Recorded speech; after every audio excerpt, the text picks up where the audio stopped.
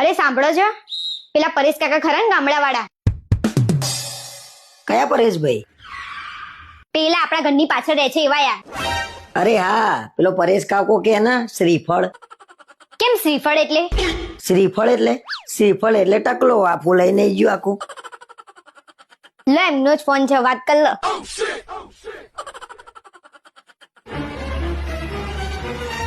સીધો ફોન ના આપી દેવાય, ઓળખાણો કાઢવા બેઠી છું.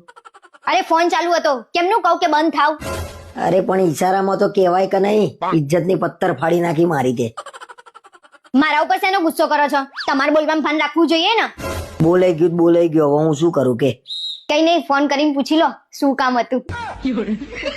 આ શ્રીફળ જોડે ફોન કરીને વાતે કેમ નહીં કરવાની?